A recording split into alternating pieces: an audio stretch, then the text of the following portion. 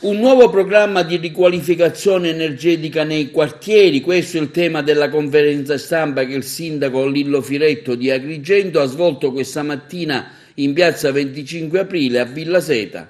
Con l'ecobonus avviamo, attraverso una convenzione che svilupperemo con l'assessorato alle infrastrutture e con il GSE, il gestore elettrico nazionale, un sistema sperimentale per due quartieri che sono il quartiere di Villa Seta Monserrato e il quartiere di Fontanelle. In che cosa consiste? Consiste nell'abbattimento del costo bollette attraverso una operazione che si effettuerà con una ESCO.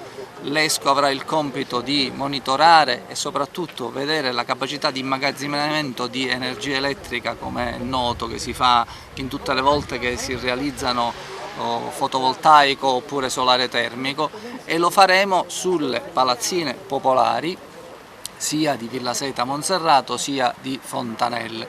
Perché dico coinvolgendo l'assessorato alle infrastrutture con una convenzione che sarà successivamente proposta, perché il partenariato è a costo sostanzialmente zero per l'assessorato alle infrastrutture. Chi saranno i beneficiari di questi saranno le famiglie, che potranno vedere un abbattimento considerevole del costo dell'energia elettrica per coloro che abitano questi edifici di edilizia privata.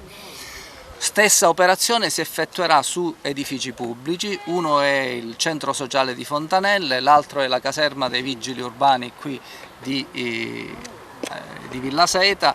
Coinvolgeremo anche la piscina comunale, perché questo determinerà un forte abbattimento dei costi di gestione anche della struttura.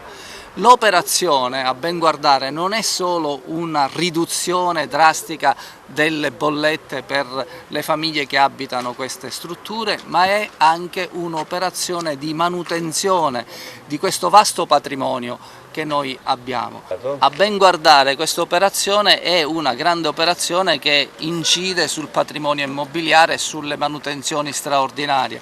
Io qui dietro, proprio a Villa Seta, ho frequentato la scuola materna con mio fratello Angelo. Sono stato 2 anni fa in quei luoghi per questioni di ordinaria attività amministrativa, chiamato da cittadini, e ho visto che quell'edificio è uno stato di assoluta fatiscenza, e questo vale per tanti.